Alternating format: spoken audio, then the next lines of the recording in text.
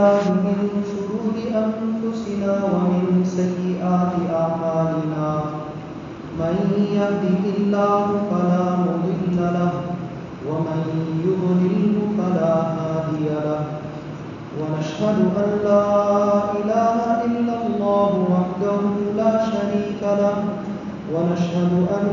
سيدنا وحبيبنا وشفيعنا ومولانا محمدا عبده ورسوله أما بعد محترم اور معزز ساتھیوں، میرے دینی بھائیوں، اللہ تبارک و تعالیٰ کا یہ بے انتہا فضل و احسان ہے کہ اللہ تبارک و تعالیٰ نے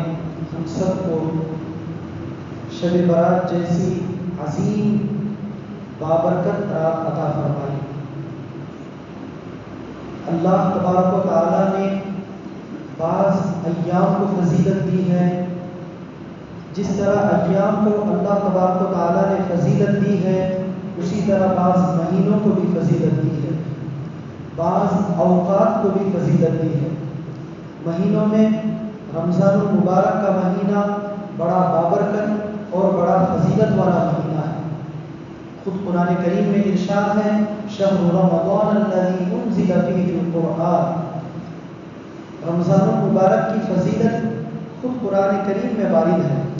اور اس کی وجہ یہ بتائی گئی ہے کہ اس میں اللہ تبارک و تعالیٰ نے قرآن کریم کو نازل فرمایا۔ جس وقت میں یا جس مہینے میں یا جس دن میں کوئی بڑا کام ہوتا ہے اس دن کو اس مہینے کو بڑی فضیلت حاصل ہوتی ہے، چونکہ اللہ تبارک و تعالیٰ نے رمضان المبارک کے بابرکت مہینے میں قرآن کریم جیسی عظیم کتاب نازل فرمائی جس میں ساری انسانوں کی ہدایت کا مکمل سامان موجود ہے، تو مہینہ بڑا فضیلت والا مہینہ ٹھہرا۔ اسی طریقے سے دیگر ایام کو بھی اور دیگر راتوں کو بھی بڑی فضیلتیں حاصل ہوتی ہیں۔ مہینوں میں جس طریقے سے رمضان المبارک کی فضیلت ہے اس کے علاوہ رمضان المبارک کے بعد شعبان جیسے عظیم مہینے کی بھی فضیلت احادیث میں وارد ہے۔ ایک حدیث میں آتا ہے کہ حضرت عائشہ رضی اللہ تعالی عنہ بیان فرماتی ہیں کہ میں نے حضور صلی اللہ علیہ وسلم کو رمضان المبارک کے مہینے کے بعد شعبان کے علاوہ کسی اور مہینے میں زیادہ روزے رکھتے ہوئے نہیں پایا، یعنی رمضان کے علاوہ کسی اور مہینے میں آپ علیہ السلام کثرت سے روزہ رکھتے تھے تو وہ شعبان کا مہینہ تھا۔ شعبان کے مہینے کو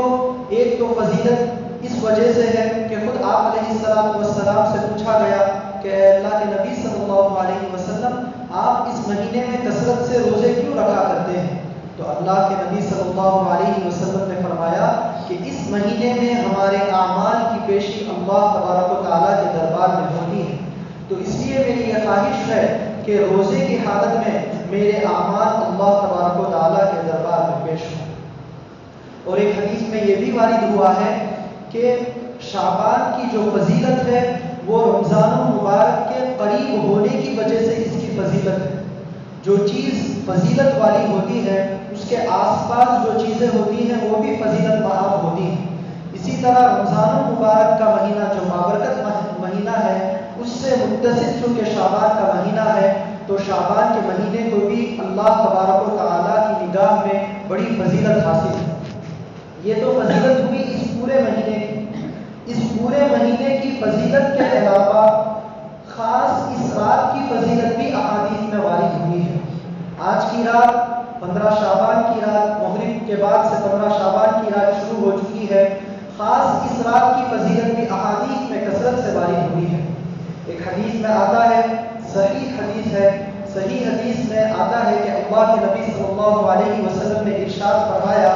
کہ اس رات میں اللہ تبارک و تعالیٰ اپنے بندوں کی جانب متوجہ ہوتے ہیں اور اپنے سارے بندوں کی مغفرت فرما دیتے ہیں سوائے 2 قسم کے بندوں کی۔ 2 قسم کے لوگوں کے علاوہ سارے لوگوں کی اللہ تبارک و تعالیٰ اس رات میں مغفرت فرما دیتے ہیں۔ مغفرت یہ بہت بڑی چیز ہے، کوئی معمولی چیز نہیں. کوئی انسان کسی کی مغفرت نہیں کر سکتا، کوئی استاد کسی کی مغفرت نہیں کر سکتا، کوئی شیخ یا پیر اپنے مرید کی مغفرت نہیں کر سکتا، کوئی نبی یا ولی، کوئی نبی بھی اپنی کسی امتی کا مغفرت نہیں کر سکتا. اگر کوئی مغفرت کر سکتا ہے تو وہ صرف اور صرف خدا وحدہ لا شریک کی ذات ہے. اس کے علاوہ ساری دنیا کے لوگ مل کر بھی کسی کی مغفرت کرنا چاہیں تو کسی کی بھی مغفرت نہیں کر سکتے. یہ بڑا عظیم کام ہے. اس رات میں اللہ تبارک و تعالی خصوصیت کے ساتھ اپنے سارے بندوں کی مغفرت فرماتے ہیں، 2 قسم کے لوگوں کو چھوڑ کر. اس مغفرت فرمانے کی وجہ سے اس رات کو خاص فضیلت حاصل ہے. اس رات میں اللہ تبارک و تعالیٰ اپنے بندوں کی خوب مغفرت فرماتے ہیں. ویسے تو اللہ تبارک و تعالیٰ ہر دن اور ہر رات اپنے بندوں کی مغفرت فرماتے ہیں. حدیث میں آتا ہے ان اللہ تعالیٰ یبسط یدہ باللیل لیتوب مسیء النہار ویبسط یدہ بالنہار لیتوب مسیء اللیل حتی تطلع الشمس من مغربها، کہ اللہ تبارک و تعالیٰ دن کو اپنے ہاتھ پھیلاتے ہیں تاکہ رات کا گنہگار اللہ سے توبہ کر لے، اللہ سے معافی مانگ لے اور اپنے اللہ کو منا لے. اور رات کو بھی اللہ تبارک و تعالیٰ اپنے ہاتھ پھیلاتے ہیں تاکہ دن کا گنہگار اپنے گناہوں کی معافی مانگ لے اور اللہ تبارک و تعالیٰ سے توبہ کر لے. ویسے تو یہ مغفرت کا دروازہ سورج مغرب کے بجائے مشرق سے نکلنے تک مغفرت کا یہ دروازہ کھلا رہے گا، لیکن اس کے علاوہ بھی خاص ایام میں خاص فضیلتوں والی راتیں اللہ تبارک و تعالیٰ بندوں کے لیے بھیجتے رہتے ہیں. اس کی وجہ یہ ہوتی ہے کہ جو بندے دنیا میں غفلت کی زندگی گزار رہے ہیں، دنیا کے کھیل کود کھیل تماشوں کو اپنا سب کچھ سمجھ رہے ہیں اور اللہ تبارک و تعالیٰ کو یکسر بھلا بیٹھے ہیں، وہ لوگ اللہ تبارک و تعالیٰ کی طرف متوجہ ہو جائیں. جس طریقے سے کوئی بچہ کھیل کود میں اتنا مشغول ہو گیا اور کیچڑ میں لت پت ہو گیا، اپنے جسم کا اس کو خیال نہیں، اپنے جسم کو گندا کر لیا، اپنے کپڑوں کو گندا کر لیا، اور پھر جب وہ اپنی ماں کے پاس پہنچتا ہے تو ماں اس کو دیکھ کر پریشان ہوتی ہے اور اس کی سب سے پہلے یہی فکر ہوتی ہے کہ کسی نہ کسی طریقے سے میرے بچے کی گندگی کو دور کر دیا جائے، میرے بچے کو خوب صاف کر دیا جائے. چنانچہ وہ ماں پہلی فرصت میں یہ کرتی ہے کہ اپنے سارے کام کاج چھوڑ کر اپنے بچے کو اٹھاتی ہے، اس کی گندگی کو دور کرتی ہے، اس کو نہلا دھلاتی ہے، اچھے دھلے ہوئے پاک صاف کپڑے اس کو پہناتی ہے اور اس کو اچھا پاک صاف بنانے کے بعد اپنے گود میں لے لیتی ہے اور اس سے پیار و محبت کرنے لگتی ہے. جس طریقے سے ایک ماں جو اپنے اندر ممتا کی محبت رکھتے ہوئے اپنے بچے کے ساتھ یہ سلوک کرتی ہے، تو جو خدا وحدہ لا شریک اپنے بندے کے ساتھ 70 ماؤں سے زیادہ محبت رکھتا ہے، وہ بھی دن بدن کچھ دنوں کے بعد ایک فضیلت والی رات بھیج دیتا ہے، کچھ دنوں کے بعد ایک فضیلت والا دن بھیج دیتا ہے، ایک فضیلت والا مہینہ بھیج دیتا ہے، تاکہ اس بہانے سے اپنے بندے کو دھو دے، تاکہ ہمارے جو جسم گندگیوں میں ملوث ہیں، گناہوں میں ملوث ہیں، ہمارے آنکھ جو گناہوں میں ڈوبے ہوئے ہیں،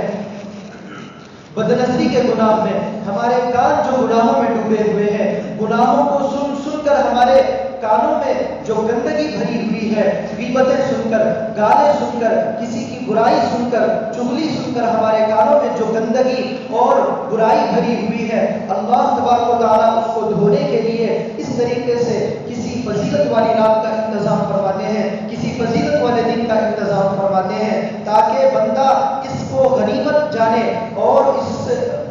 کی قدر کرتے ہوئے اس سے بھرپور فائدہ اٹھا لے اور اپنے آپ کو گندگیوں سے دور کرے. ویسے تو 70 ماہوں سے اللہ تبارک و تعالیٰ 70 ماہوں سے زیادہ محبت کرتے ہیں. یہ 70 کا لفظ بھی صرف سمجھانے کے لیے ہے، کثرت کو بتانے کے لیے ہے، ورنہ اللہ تبارک و تعالیٰ تو 70 ماہوں سے بھی زیادہ محبت کرنے والے ہیں. اس لیے ہمیں چاہیے کہ ان فضیلت والی راتوں کو غنیمت جانے اور اللہ تبارک و تعالیٰ کی بارگاہ میں خوب اپنی مغفرت کریں اور اپنے متعلقین کے لیے مغفرت کا سوال کریں. توبہ، اللہ تبارک و تعالیٰ سے اپنے گناہوں کی معافی مانگنا، یہ بھی ایک اہم کام ہے. حدیث میں آتا ہے کہ اللہ تبارک و تعالیٰ بندے کی توبہ سے بہت خوش ہوتے ہیں. ایک حدیث میں سمجھانے کے لیے مثال کے طور پر اللہ کے نبی صلی اللہ علیہ وسلم نے فرمایا کہ اللہ تبارک و تعالیٰ اپنے بندے کی توبہ سے بہت خوش ہوتے ہیں، اس شخص سے زیادہ خوش ہوتے ہیں جو شخص کسی سفر میں نکلا ہو اور اس نے اپنے ساتھ ایک اونٹ رکھا ہو اور اونٹ پر اس کا سارا ساز و سامان موجود ہو، اس کے سفر کا سارا ساز و سامان، کھانے پینے کا توشہ اسی اونٹ پر لدا ہوا ہو، اور جہاں جا رہا ہے اس کے مقصد کا سامان بھی اسی اونٹ پر لدا ہوا ہو، اس کے اوڑھنے بچھونا وہ بھی اسی اونٹ پر لدا ہوا ہو، اور وہ سفر میں جاتے ہوئے ایک جگہ پر تھک کر کہیں آرام کے لیے لیٹ جائے اور کچھ دیر کے بعد جب اٹھ کر دیکھے تو وہاں اس کو اونٹ نظر نہ آئے، تو وہ آدمی حیران پریشان ہو کر ادھر جا کر اونٹ کو تلاش کرے اور پھر ادھر جا کر اونٹ کو تلاش کرے، پھر آخر میں اونٹ سے مایوس ہو کر جنگل بیابان میں جا کر ایک درخت کے نیچے لیٹ جائے کہ اب بس اونٹ کا انتظار نہیں بلکہ موت کا انتظار کرنا ہے، اور موت کے انتظار میں بیٹھا رہے اور اسی دوران اس کی آنکھ لگ جائے، پھر بعد میں کچھ دیر کے بعد جب اس کی آنکھ کھلے تو فوراً اس کا اونٹ اس کے سامنے کھڑا ہوا پائے اور اس اونٹ پر اس کا سارا ساز و سامان لدا ہوا موجود ہو، جو کا تو اس کا کھانے کا توشہ سب کچھ اس پر موجود ہو، تو جو خوشی اس بندے کو ہوتی ہے اس سے زیادہ خوشی اللہ تبارک و تعالیٰ کو اس بندے سے ہوتی ہے جو بندہ گناہوں کو چھوڑ کر توبہ کر لیتا ہے۔ جب اس اونٹ کے ساتھ اس اونٹ والے کو جب وہ اونٹ ملتا ہے تو وہ اپنے فرد مسرت میں خوشی میں پھولے نہ سماتے ہوئے یوں کہنے لگتا ہے، اور اس کے جو زبان سے جو الفاظ نکلتے ہیں اس کا بھی اس کو ہوش و حواس نہیں ہوتا، اور وہ یوں کہنے لگتا ہے کہ اے اللہ تو میرا بندہ ہے اور میں تیرا خدا ہوں، یعنی اس کی زبان سے جو نکلنے والے الفاظ ہیں اس کو اتنی خوشی ہوتی ہے کہ اپنے زبان سے نکلنے والے الفاظ تک کا بھی اس کو پتہ نہیں رہتا۔ اس سے زیادہ خوشی اللہ تبارک و تعالیٰ کو اس بندے سے ہوتی ہے جو اپنے گناہوں کو چھوڑ کر اللہ تبارک و تعالیٰ کی دربار میں توبہ کے لیے آتا ہے۔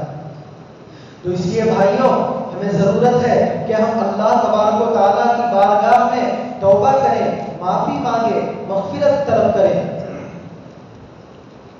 اس حدیث میں جو بتایا گیا کہ اللہ تبارک و تعالیٰ اس رات میں تمام لوگوں کی مغفرت فرما دیتے ہیں سوائے دو لوگوں کے علاوہ اللہ تبارک و تعالیٰ سارے لوگوں کی مغفرت فرما دیتے ہیں۔ ان میں سے پہلا نام اللہ کے نبی صلی اللہ علیہ وسلم نے بیان فرمایا،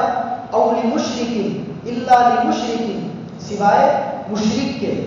جو آدمی شرک کر رہا ہوگا، شرک کے گناہ میں مبتلا ہوگا، اللہ تبارک و تعالیٰ اس رات میں اس کی مغفرت نہیں فرمائیں گے۔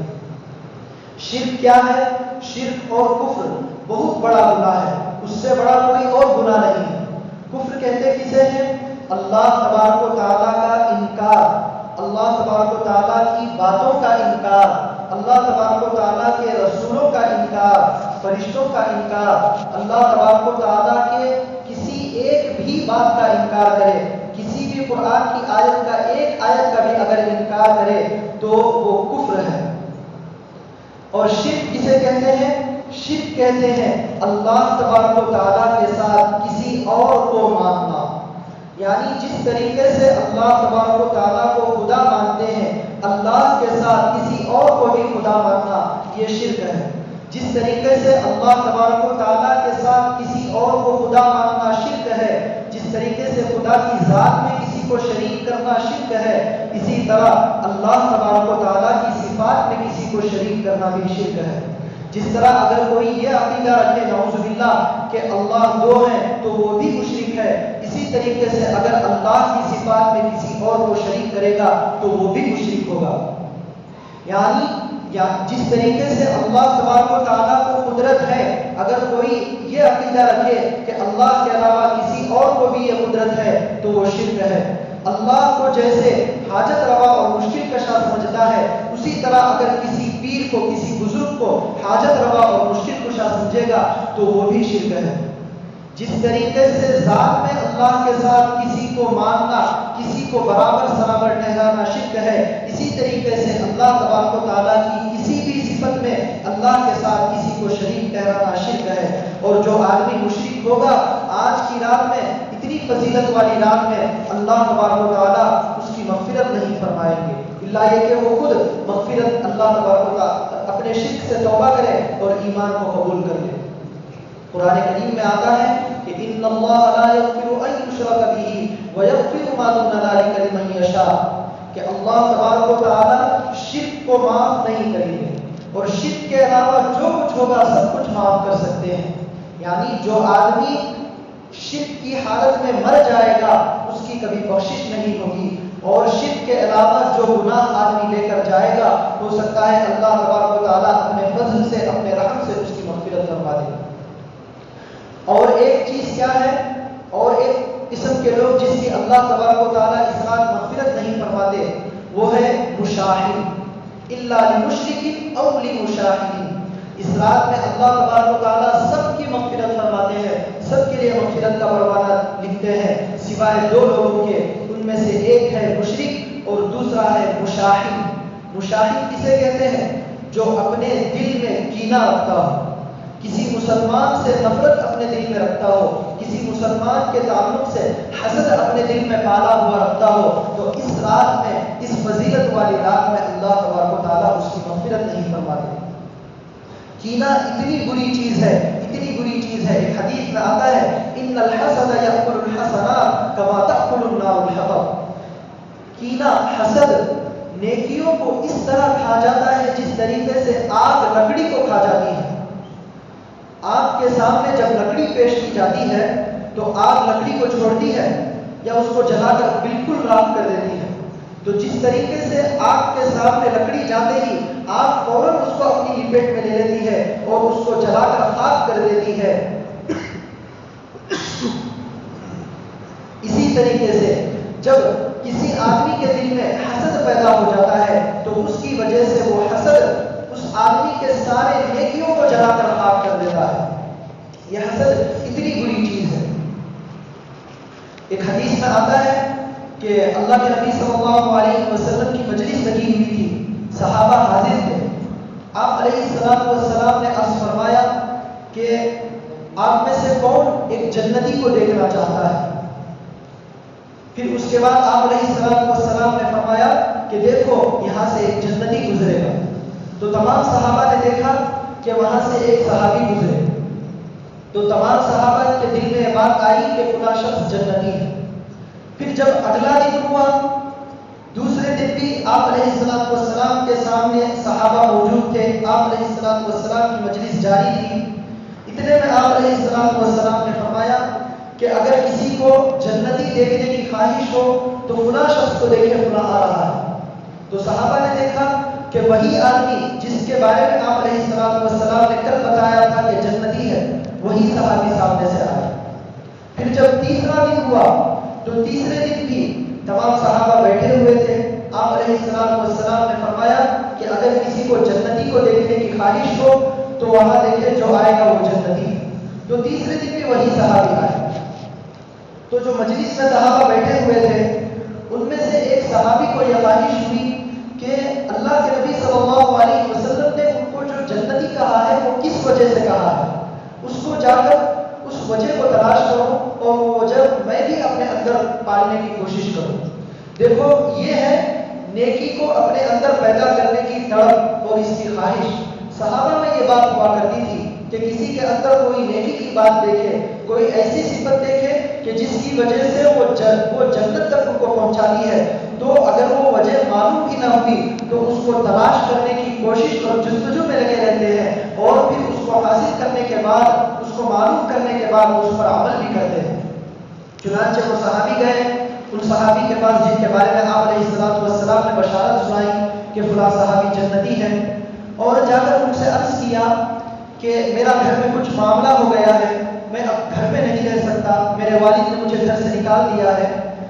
اور مجھے رہنے کے لیے کوئی اور ٹھکانہ نہیں ہے، اس لیے میں یہ چاہتا ہوں کہ آپ مجھے اپنے گھر میں پناہ دے دیں اور میں آپ کے پاس آپ کے گھر میں رہوں۔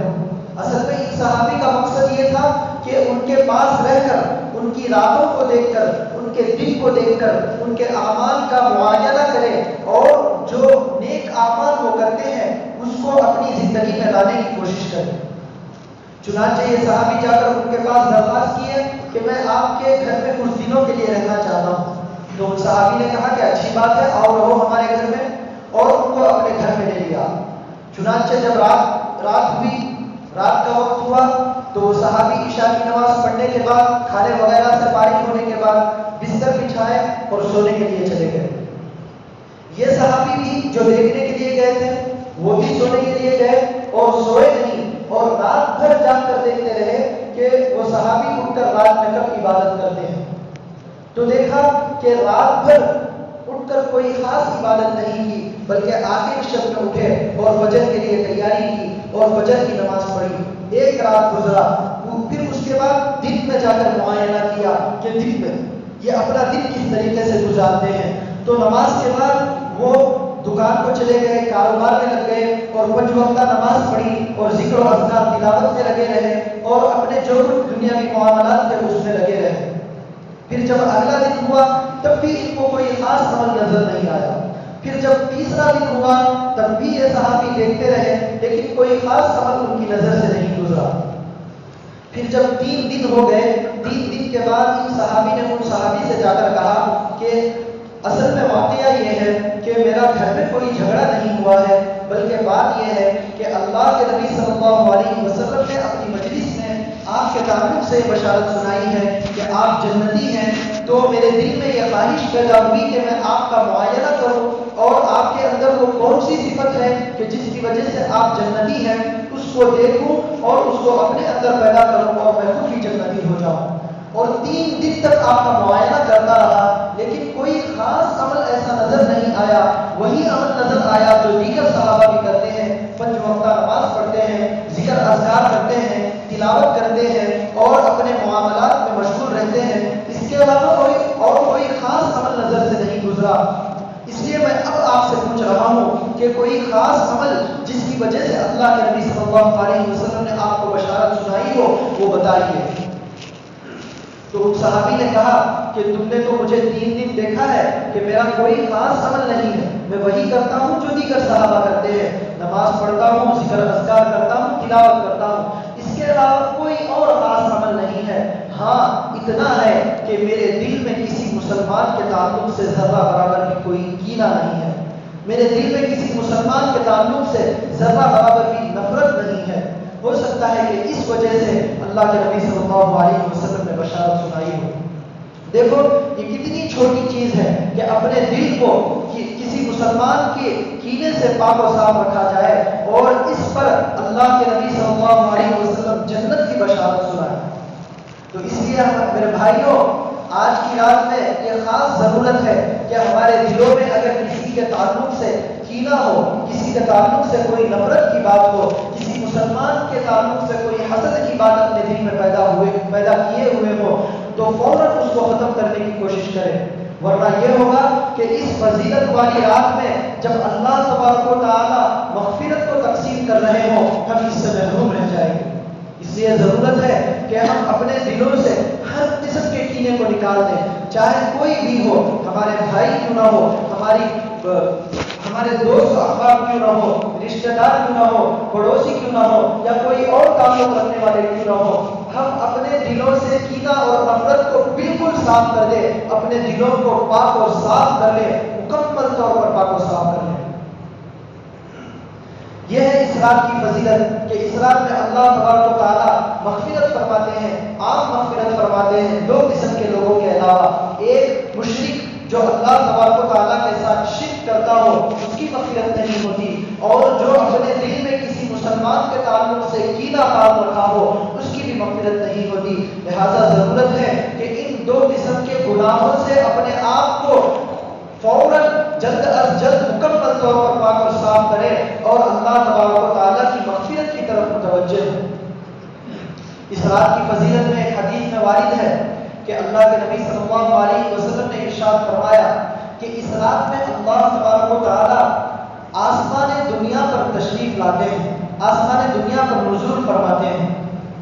آسمان کل 7، اس میں سے جو پہلا آسمان جو دنیا کے قریب ہے اس میں اللہ تبارک و تعالیٰ تشریف لاتے ہیں اور وہاں آسمان دنیا پر تشریف لا کر اعلان فرماتے ہیں کہ ہے کوئی مغفرت طلب کرنے والا کہ میں اس کی مغفرت کروں، ہے کوئی رزق طلب کرنے والا کہ میں اس کو رزق دوں، ہے کوئی مصیبت زدہ جو اپنی فریاد رسی کرے اور میں اسے عافیت بخشوں۔ اس حدیث سے معلوم ہوا کہ اللہ تبارک و تعالیٰ آسمان دنیا پر نزول فرماتے ہیں اور مغفرت کا عام اعلان کرتے ہیں کہ اگر کوئی مغفرت کا اعلان کرے گا، اگر کوئی مغفرت طلب کرے گا تو میں اس کی مغفرت کروں گا۔ اسی طریقے سے رزق کا عام اعلان فرماتے ہیں کہ اگر کوئی رزق طلب کرے گا تو میں اس کو رزق دوں گا۔ رزق میں صرف مال پیسہ نہیں آتا، روزی روٹی نہیں آتی، بلکہ وہ ساری نعمتیں رزق کے اندر آ جاتی ہیں جو کچھ اللہ تبارک و تعالیٰ نے دی ہے۔ اللہ تبارک و تعالیٰ نے جو کچھ بھی دیا ہے، ہم کو جو کچھ بھی ملا ہے وہ اللہ تبارک و تعالیٰ ہی کی طرف سے ملا ہے۔ چاہے ہمارا کھانا ہو، ہمارا پینا ہو، ہمارا پہننا اوڑھنا ہو، یا ہم جو سانس لیتے ہیں وہ ہو، یہ بھی اللہ تبارک و تعالیٰ ہی کی طرف سے دی ہوئی ہے۔ تو رزق میں یہ ساری چیزیں آ جاتی ہیں۔ تو اللہ تبارک و تعالیٰ اس رات میں آ کر اعلان فرماتے ہیں کہ ہے کوئی رزق مانگنے والا کہ میں اس کو رزق عطا کروں۔ تو اس رات میں ہمیں چاہیے کہ اللہ تبارک و تعالیٰ سے رزق بھی خوب مانگے۔ رزق میں صرف کھانا پینا نہیں، اپنی ضرورت کی دوسری چیزیں بھی مانگ سکتے ہیں۔ اور اس کے علاوہ تیسرا اعلان یہ فرماتے ہیں کہ ہے کوئی مصیبت زدہ جو اپنی مصیبت کی فریاد رسی کرے اور میں اس کی حاجت کو پوری کروں اور اسے عافیت عطا کروں۔ جو مصیبت زدہ آدمی اللہ تبارک و تعالیٰ کی دربار میں آج کی رات میں دعا فرماتا ہے، اللہ تبارک و تعالیٰ اس کی دعا کو قبول فرماتے ہیں۔ دیکھو دعا کی قبولیت کے 3 درجے ہیں۔ پہلا درجہ تو یہ ہے کہ اللہ تبارک و تعالیٰ دعا کو قبول فرما لے اور قبول کرنے کے بعد اس کا انعام دنیا میں ہی عطا کر دے۔ مثلا کوئی بندہ دعا کرے کہ اللہ مجھے فلاں چیز عطا کر دے، تو اللہ تبارک و تعالیٰ اس کی دعا کو قبول کر لے اور دنیا میں وہ چیز اس کو عطا کر دے۔ یہ ہے دعا کی قبولیت کا پہلا درجہ۔ اگر اس طریقے سے دعا قبول نہ ہوئی تو دوسرا درجہ ہے دعا کی قبولیت کا، اور وہ یہ ہے کہ اللہ تبارک و تعالیٰ وہ چیز تو نہیں دیتے جو بندہ مانگتا ہے، لیکن اس کے علاوہ کوئی اور چیز دے دیتے ہیں، یا اس پر جو شر یا فتنہ آنے والا تھا اس فتنے کو ہٹا دیتے ہیں۔ اس کو اس مثال سے سمجھو کہ جیسے بچہ کبھی والد سے ضد کرتا ہے، والدین سے ضد کرتا ہے کہ مجھے کوئی چیز دلا دو، اور والدین اس کے بارے میں یہ سمجھتے ہیں کہ اگر بچے کو فلاں چیز دلا دی جائے تو بچے کے لیے یہ خطرہ ہے، بچہ اس کی وجہ سے بگڑ جائے گا یا بچے کو اس کی وجہ سے نقصان ہوگا۔ تو بچے کو سمجھانے کے لیے والدین وہ چیز تو نہیں دیتے لیکن اس کے علاوہ کوئی دوسری چیز دلا دیتے ہیں۔